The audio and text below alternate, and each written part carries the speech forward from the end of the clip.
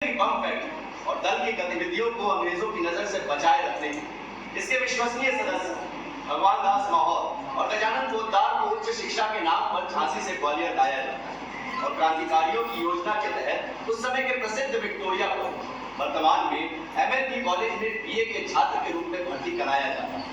पहले इन्हें हॉस्टल में रखा जाता है। उन्हीं दौरान आजाद अपना अज्ञातवास जगह जगह पर घूमकर काट उन्हीं दिनों एक दिन आजाद किसी काम से ग्वालियर आते और अपने साथी माहौर के कमरे में रुक जाते और तब एक विचित्र घटना हुई। जी, बात पंडित जी की मेरे कमरे में रुकने की नहीं, संकट है भूत मंडली का। आपको तो पता ही है ना इंजीनियरों का ड्रामा। हाँ तो ठीक है ना, हमारे चीफ ऑफ कमांडर को भी हॉस्टल का मजा लेना। कहीं ये मजा न तो फिर ये सजा न बन जाए। पंडित जी के मुंह का पता नहीं। जरा सी बात का तो है, कमर में उनके हर वक्त यूएसए में एक पिस्तौल लटकी रहती है। हाँ तो तुम्हारे लिए कौन सी बड़ी बात, पंडित जी को मनाकर उस बमतुल बुखारे पे संभाल कर रख देना। पहले सीनियर रही में से बात नहीं आएंगे। इसी बात की तो चिंता है कि अगर सब कुछ सच सच आजाद को बता देते हैं तो हॉस्टल के साथियों पर को भाजन बनना पड़ेगा और आजाद को नहीं बताते कोई बहुत बड़ी अनहोनी हो सकती है। सबसे पहले तो उनकी पिस्तौल रखवानी होगी, चाहे कुछ भी हो जाए। आप लोग भी सोचिए कोई उपाय। जय पंडित जी।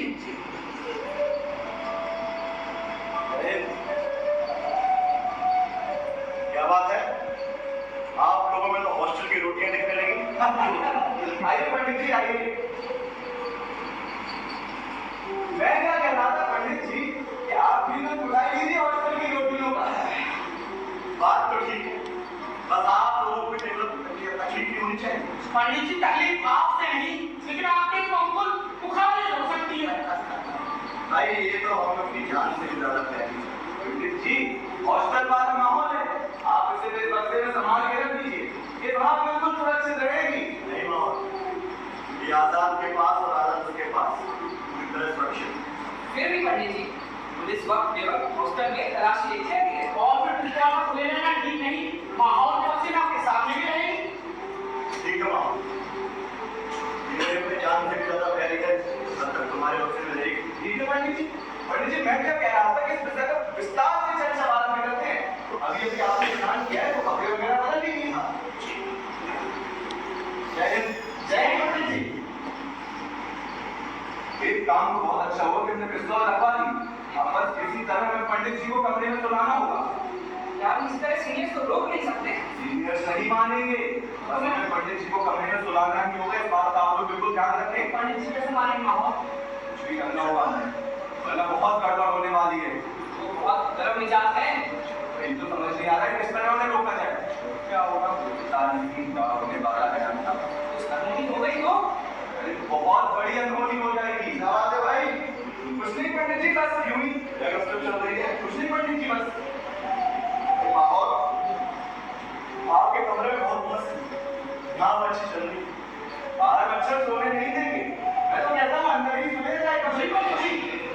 यहाँ अच्छी चल रही है, मच्छर बेकार नहीं अंदर उसमें आएंगे तो ठीक लगे कब ना मंडली पर क्या बीतने वाली है। क्या कहा जी? कुछ नहीं पंडित जी। माहौल साहब, आपके हॉस्टल में खाना काफी लाजवाब, आपने जो रोटी मंगवाई वह भी आपने खाई। पंडित जी आपके सिरहाने में पानी का लोटा रख दिया है जी, अब आप आराम से विश्राम कर लीजिए। अच्छा पंडित जी, अब हम चलते हैं। जय पंडित जी, शुभ रात्रि।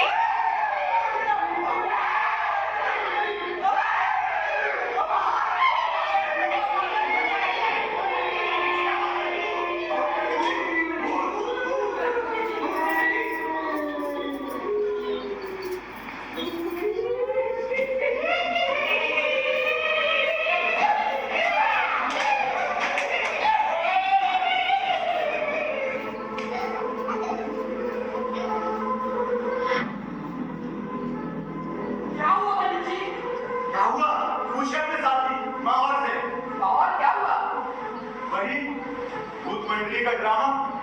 इस बात पंडित जी ने ऐसे भूत बनाए जब ये 7 जन्मों तक किसी को भूत बनकर परेशान नहीं किया कि हॉस्टल के बच्चे।